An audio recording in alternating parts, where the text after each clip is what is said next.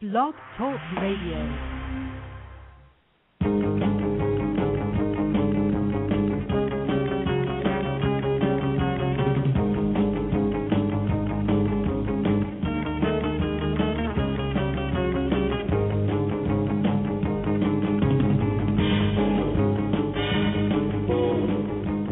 Hello, and welcome to another episode of the Batcave, a series of fast-paced 30-minute political shows aimed at opening the eyes of America to what is currently taking place in our country.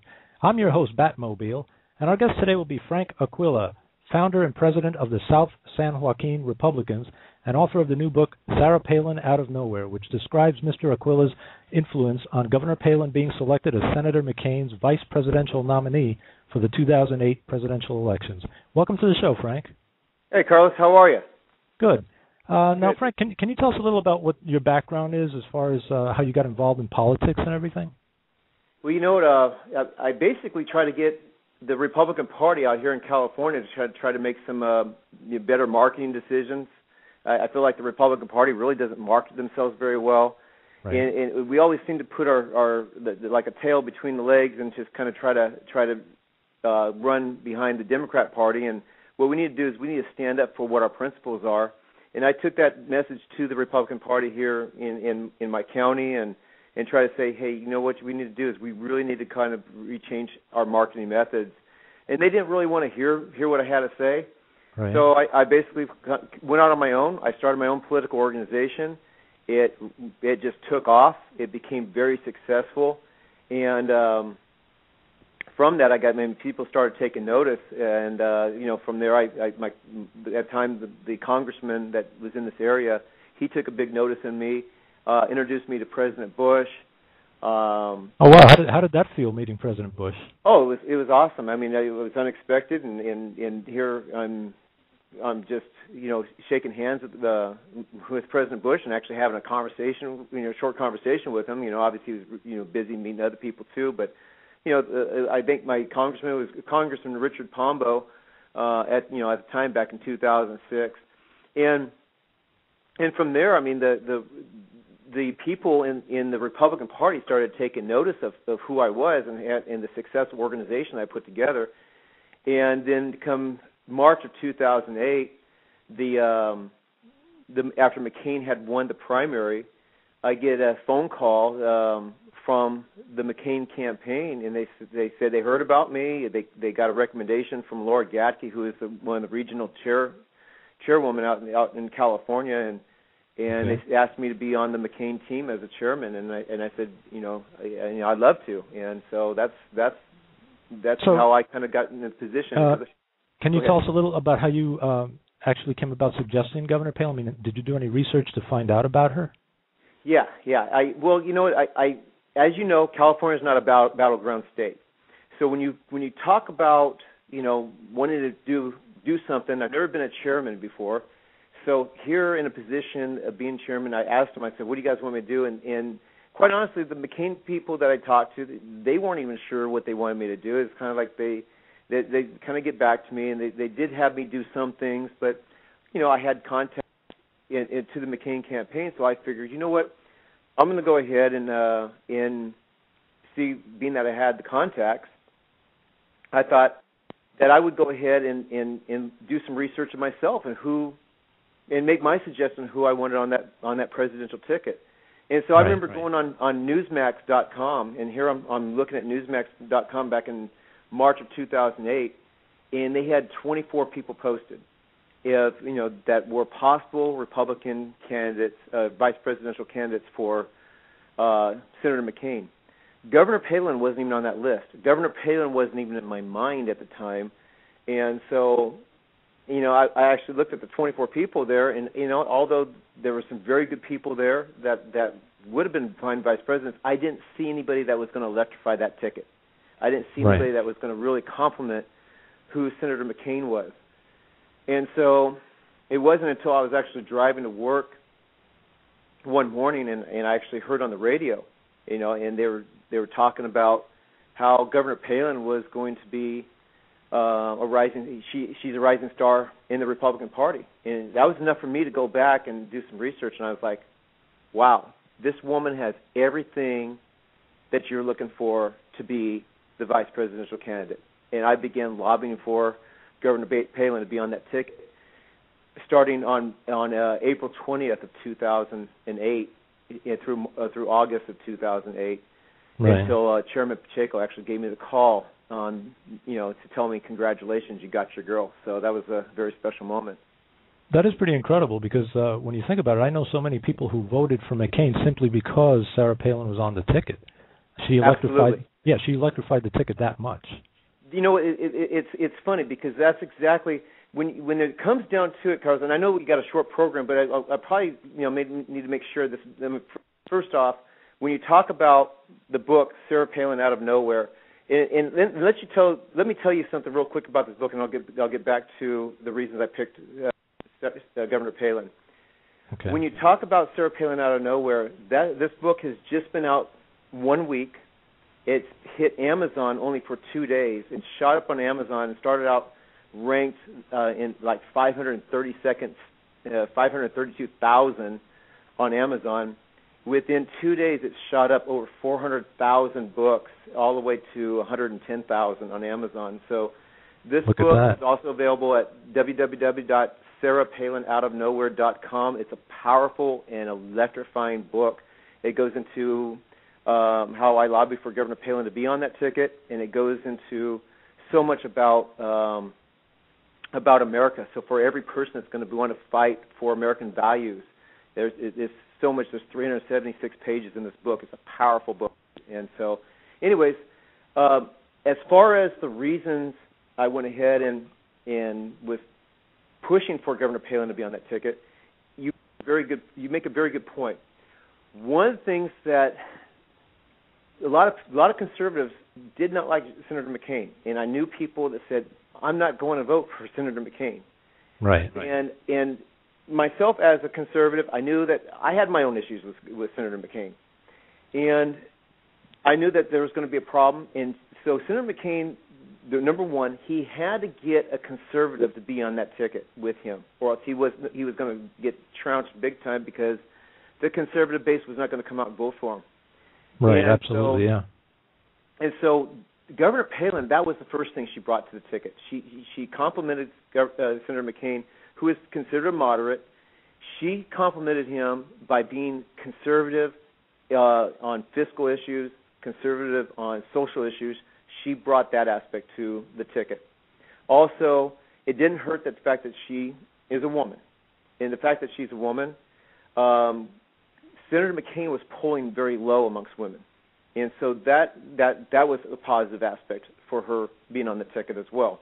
Also, it also was a factor that Senator McCain, when you talk to people, there's a group of people out there that's like, this guy's an old guy. Who is he? And he, there was a generation gap. Well, exactly. She introduced fresh blood to the party.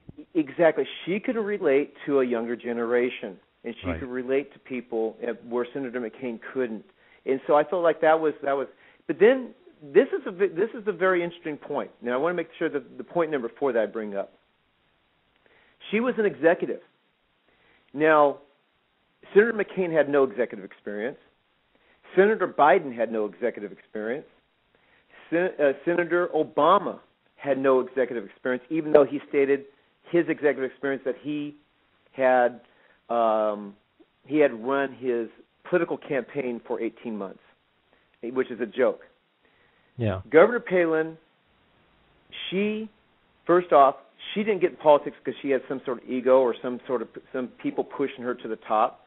She got in politics first off getting involved with the PTA because she was concerned about her children. Get involved in the city council because she was concerned about her family's future in the city, and then became mayor. She was actually running budgets within the city. Then put herself all the way to in a position where she gets in charge of the Gas and Oil Conservation Commission.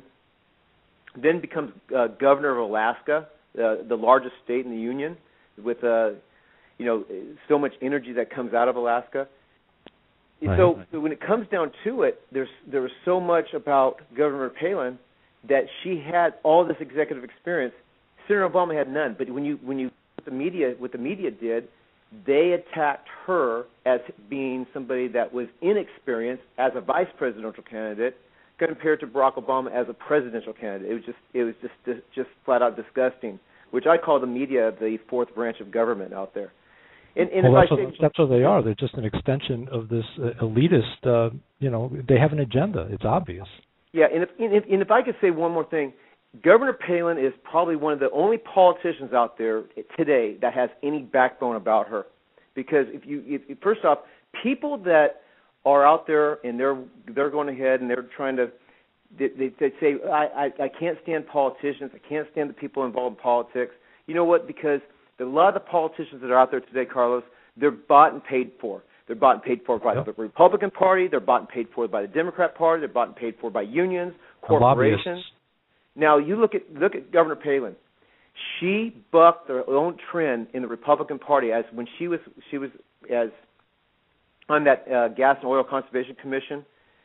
While she was there, and the other commissioner who was the head of the Republican Party for the state of Alaska and involved in the National Party, I scratch your back, you scratch mine with the oil companies, and they were getting money funneled into the Republican Party. And she's like, hey, wait a minute, this is unethical. It's wrong. She exposed it as wrong. She risked her own political and personal career of going against a powerful governor and party. And so when you look at the Republican elites, they don't like Sarah Palin. When you look at the Democrat Party, obviously they don't like Sarah Palin. She fought against the oil companies up there in Alaska. So these corporations. And she's also fought off corruption from both parties in Alaska. Oh yes, the big time corruption. So the oil companies out there. If you look at it, every single aspect of somebody that's usually gets in a powerful position that's always got owing some sort of lobby or something. Sarah Palin doesn't owe anybody anything. And she's all about what's doing right for her country, doing right for her family, and doing right for her city, then state, and now America. And you know what? That's who she is as a leader, and she's the only one that doesn't take, any BS from anybody. She's willing to go ahead and have a backbone and stand up for what's right and what's principled and what's ethical. And I'll say this about Sarah Palin: there's 3 E's about her.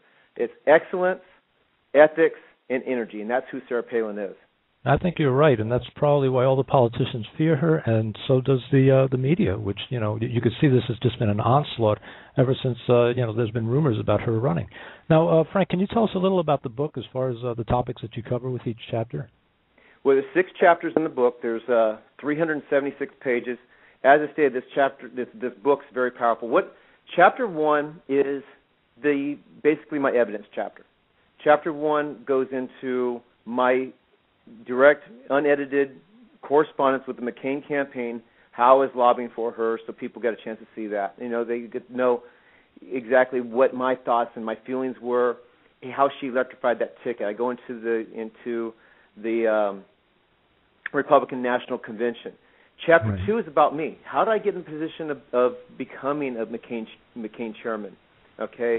Yeah, there's something there in that chapter that I'd like to ask you about. Can you mention a little about that time that you thought that you were getting on the bus because they were going to give a grant for you to go to college? And could you explain a little about that? It wasn't a grant. What happened, Carlos, is I grew up in a family. I'm Italian, and I grew up in northern central California, right between the San Francisco Bay Area, outside the San Francisco Bay Area, and my father grew up near San Francisco.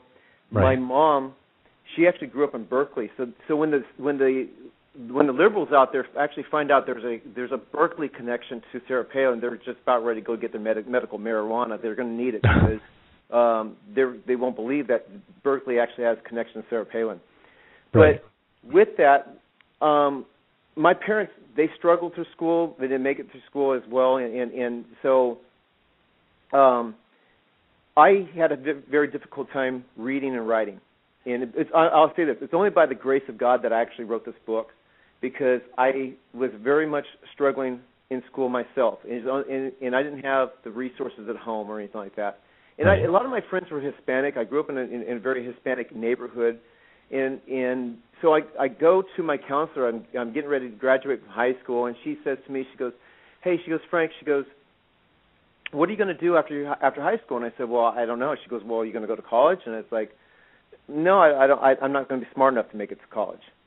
And she goes, well, we got a tour going. Why don't I put you on this tour? And remember, my last name's Aquila, so when you look at it, it's Aquila, but see, people mistake that Q, and they put a G there, so they think it's Aquila. Right. So, anyways, she goes, hey, let me put you on this tour of the college. So I'm like, okay, I'll go on the tour. So I go with my friends, like they said, they're Hispanic, and we get on the bus, and all of a sudden I get called up to the front of the bus. And, I said, well, what's wrong? The lady goes, why are you here? And I said, well, Miss Arcee, she mentioned I could go check out the college. And she goes, no. She goes, this is only for Hispanic kids. You're not allowed to go. And they actually kicked me off the bus. Wow. And that had a big factor on my political thought because, like I said, my dad was a Union Democrat. My mom, she was actually a Republican from Berkeley, by golly, But the whole thing is that had a big effect on me because, you know what, I don't believe people should benefit unequally. I think everybody should have an equal opportunity regardless of gender, regardless of race. People should have that opportunity to advance and achieve everything they wanted to advance and achieve in life. Absolutely. And I feel like, you know what, that really stuck with me, and I feel like, you know what, I mean, honestly, I ended up going to college, and it took me 11 years nonstop where I actually went at least part-time, always taking at least one class. It took me 11 years. I got my four-year degree. And I work as a peace officer out here in California, and I've been a peace officer for over 20 years. So that's a testament to that. That's one of the aspects I bring up into that chapter of something about me in Chapter 2. Chapter 3 is a book is a chapter about who Sarah Palin is. As a matter of fact, people have read about Sarah Palin or know about Sarah Palin and come back and say, God, I didn't know this about her, or I didn't know this about her. And it goes into her issues, and I cover who she is and in her biography in Chapter 3. Chapter 4 is personally one of my favorite chapters. I call it the lamestream media mafia. And I get away with calling it a mafia because since I'm Italian. Right. But that chapter is a real eye-awakening chapter. I wish we had more time. We could probably get into this because this chapter goes and it compares and contrasts Governor Palin. Matter of fact, I had one guy who absolutely told me he hated Sarah Palin. He actually called me up. He actually sent me an email. I called him back, and he'd been reading the book Sarah Palin Out of Nowhere, and he's like, Frank, he goes, I changed my mind about Governor Palin. And he goes, I can't say I absolutely love her, but you know what? This has really changed my whole perspective, and you know what? She is somebody I would vote for. And just the fact that he just read Sarah Palin Out of Nowhere. See, that's an eye-opener. That's what, it is a complete eye-opener. People are reading this book, and they're loving it. It has already had 5 great reviews out there already. I said, it's only been out for a week. It's it's through the website sarahpalinoutofnowhere.com. It's on Amazon. And anyways, Chapter 5. Let me just tell you real quick about Chapter 5. Chapter 5 is probably one of the most dark and gloomy chapters. It's gonna scare you. If you got to be ready to be scared because this chapter tells about the evil that is in America right now. And I'll be honest with you, we are fighting. It's a fight of good and evil right now. Right. And I'll give people a little snippet of Chapter 5. For example, about Saul Alinsky. I talk about Saul Alinsky. I talk about the Communist Manifesto. That Barack Obama is a disciple of Saul Alinsky. Now, when you look at Saul Alinsky wrote the book Rules for Radicals. He was a community organizer from the Chicago area back in the 50s and 60s, for people that don't know. And he writes this book explaining to people with a Marxist communist thought of how to bring socialist communism into America. And he says for them to use lies and deception and manipulation. Basically what we're seeing in America today, being done by the media and by even all the way at the top. Yeah. And anyways, this first book, his book, Rules for Radicals, was actually dedicated to Satan himself. Yep. He actually dedicates the book to Lucifer, the father of lies. And so here, you have Barack Obama, who is the disciple of Saul Alinsky and using the Alinsky tactics to use lies, deception, manipulation, and he is, using the guy that his book was dedicated to Satan himself. And then matter of fact, with that, David Alinsky, matter of fact, in 2009, and this is from the book right here, it says that David Alinsky, he's the son of Saul Alinsky. He wrote in a letter, Obama learned his lessons well. I'm proud to see my father's model for organizing is being applied successfully beyond local community organizing to the effect of the Democrat campaign in 2008. It's a fine tribute to Saul Alinsky as we approach his 100th birthday. And then basically in 1988, actually Obama wrote an article honoring Saul Alinsky. So that's kind of glimpse into the Alinsky tactics of who the Barack Obama and his campaign, who they are. Right. In Chapter 5, it's really dark and gloomy. But Chapter 6 gives you that ray of light. That gives you that hope. I give 10 solutions for the restoration of America. That really kind of just gives us hope for to actually save America. And I'll tell you what, right now, as you saw, the stock market plummeted today there, Carlos. Right. As you see that, people probably just don't understand, how much in debt we are as a country. And I'll give you an example. We throw around the terms millions and billions and trillions, and it just becomes a word that we just speak. But I'll tell you exactly, for example, what $1 trillion is. And this is we're spending money. And it's not ours, so we just go ahead and spend it.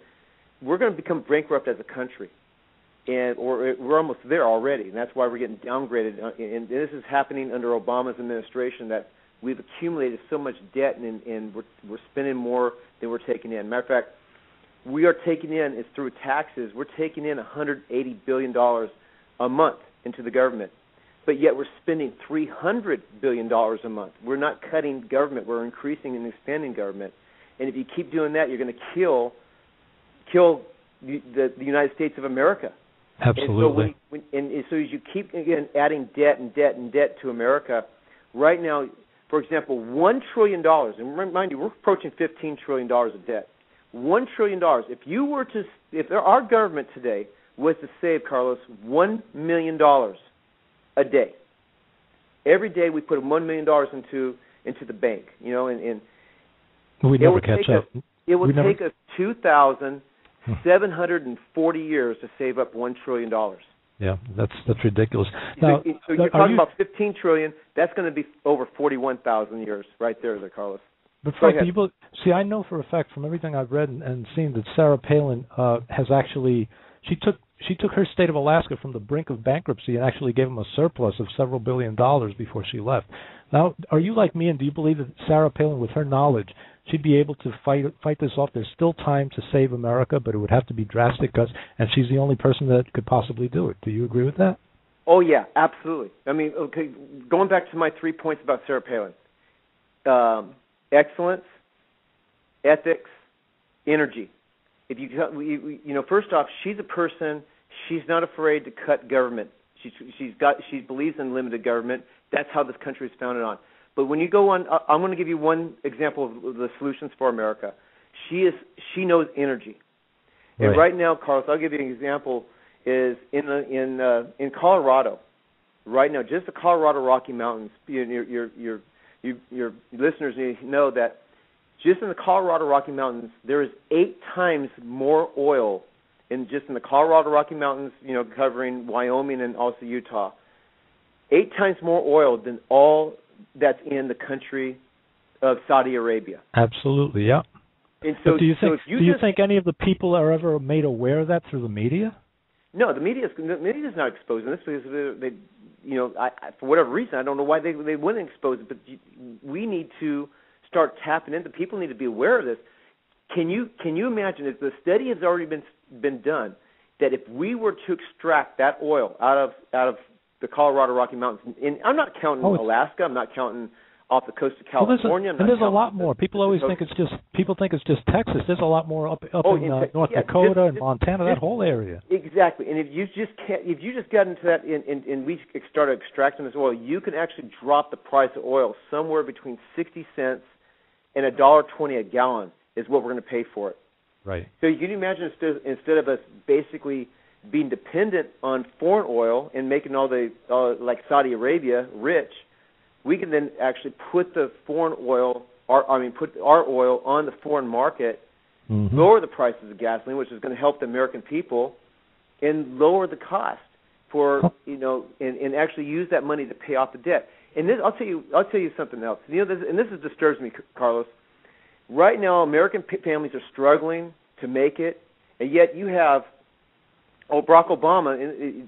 Right now, he's spending millions of dollars right now on refurbishing foreign mosques. Now, why are we in other countries refurbishing foreign mosques when we have our American families struggling? It sounds like they have an agenda all their own there, Frank. Now, do you think that Governor Palin would be good at fighting off communism and everything else that's infiltrating America today? Oh, absolutely. That would be one thing right there in her agenda. I mean, when you talk about the communist aspect, you're talking about how the communism is really trying to take over America. And I mean, literally, you have to take out some of the people in the Democrat Party to actually start taking out communism. A lot of the communists are hiding in the Democrat Party. And for people that don't know, just this week, the Communist Party USA has endorsed Obama for the 2012 election. So that says something. Matter of fact, Sam Webb. This is actually in the book right here. Let me make sure I get this quote. Sam Webb was I'm not sure if he still is, but he was the chairman of the Communist Party USA. And back he stated Obama's agenda is the agenda of the Communist Party USA. How nice. And quote, it is a necessary step to a new society. When you talk about communism in this country, you have to take out those people that are aligned with the communists.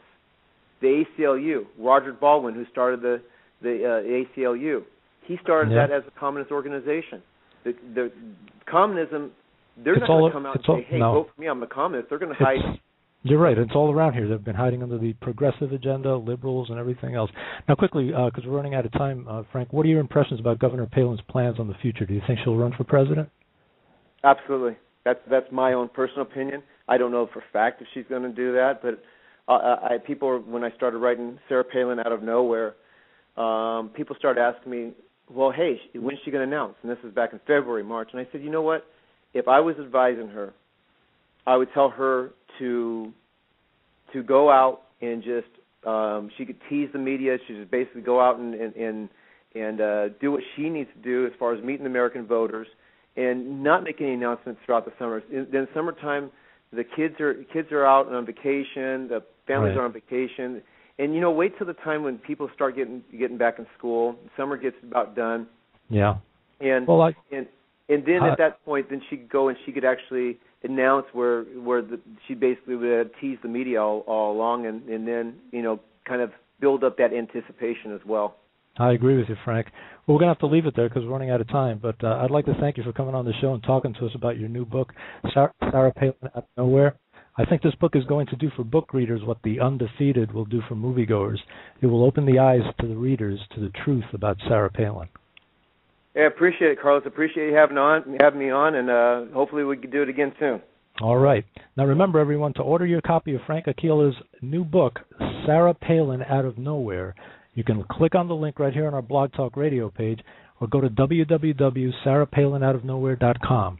That's www.sarahpalinoutofnowhere.com. And it's also available at Amazon.com. Now that's it for today's show. Until next time, this is Batmobile thanking you for joining us in the Batcave. God bless.